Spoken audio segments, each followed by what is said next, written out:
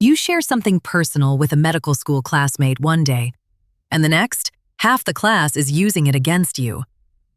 I've spent time with them, let things slide, and tried to be understanding. No one's perfect, including me, but this is getting ridiculous. It constantly feels like everyone is trying to one-up each other. Group hangouts turn into opportunities to humiliate someone, expose their personal business, exaggerate stories, and then casually end it with, "That's just what I heard." You let it go once or twice, but the moment you call it out, you're suddenly labeled as too sensitive or unable to take a joke. There's also this need some people have to correct others, like they've figured everything out. You have one conversation with someone, and suddenly half the class knows about it. You share something personal, and it eventually gets used against you. I know I'm not perfect, but it honestly doesn't even cross my mind to make offensive jokes about people I barely know, or to create narratives about others based on nothing.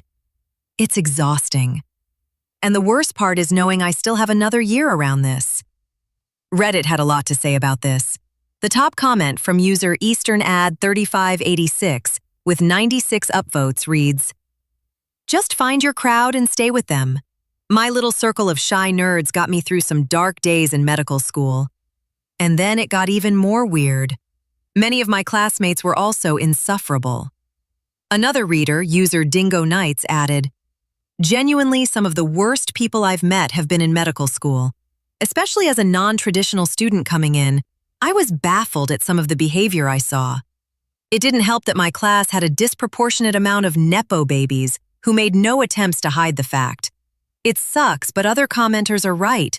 Just keep your interactions with them neutral and don't give them anything to use against you." As a rising third year, it's insanely refreshing knowing I won't have to be in the same room as them anymore until match day. Another reader, user Dr. Gomer Piles, added, "They are young, insecure, sheltered kids. They've been smarter than most people around them their whole lives, and it's an uncomfortable position being amongst equals, so they attempt to reestablish the more comfortable hierarchy. I remember one of my classmates early on told me I was wearing my surgical scrub shirt inside out. They said, 'I know this because I was an EMT.' I was like, bitch. A, me too. B, I never wore scrubs as an EMT. And C, the literal point of these scrubs is that there is no inside out, so the hospital laundry doesn't have to worry about flipping them around. I went through med school having not much more than surface-level contact with my cohort, and do not really feel like I missed anything. You have your whole life after med school to hang around with medical people if you want. It's probably a good thing to have people that you can talk about something else with." Up next, your patient reverses their diabetes and hypertension with weight loss, and now asks if they can stop their Eliquis. What's the right call? I had this question pop up in my mind, and I would like to see what your thoughts are. I asked it to a fellow at my hospital, and he answered me that he hasn't thought about it before and doesn't really know, but he'll get back to me. So in the meanwhile, I'd like to see what people here think. The scenario. You have a middle-aged patient with atrial fibrillation. He is placed on anticoagulation since his CHADS-VASC score is 2 due to having hypertension and diabetes, both controlled by medication. This patient undergoes bariatric surgery or is put on a GLP-1 and manages to lose weight and turn their life around. Now they are normoglycemic and normotensive. Let's say blood pressure 110/70 and 5.1% A1C, and are off their hypertension and diabetes medications. The patient asks you if they can stop their Eliquis since they are no longer being treated for their diabetes and hypertension, and their labs and readings are optimal. Would this count as the patient's CHADS-VASC score decreasing? For example, someone has tachycardia-induced cardiomyopathy at the time of their atrial fibrillation diagnosis and gets a point for heart failure leading to initiation of anticoagulation. But then the situation gets even more complicated. After appropriate treatment, you see them at their next follow-up appointment, and the cardiomyopathy has resolved.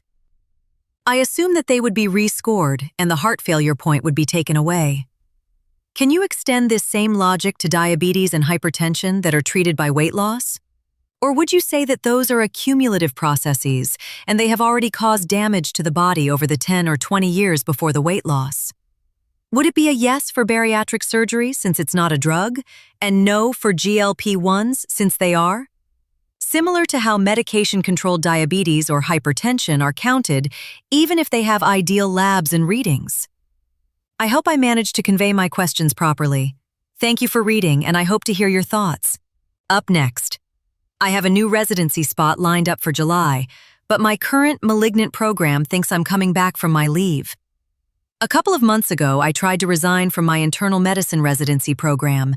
It is a long story, but in a few words, it is a very malignant program, and I hate everybody there. The program director suggested I take a leave of absence instead, which I did, exhausting all the legal leave time available. I am supposed to return soon, but here is the thing. I have been offered a spot in another residency program in a different state, thanks to networking.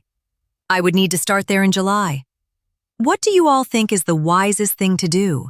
Is it okay to resign now, as soon as possible, given that I need to prepare for the next step? Or should I return just to formally close this chapter? I would really appreciate your insights. Thank you in advance. Up next. In my medical school, the difference between the 85th percentile student and the 15th percentile student is only about 10%. That's only one letter grade.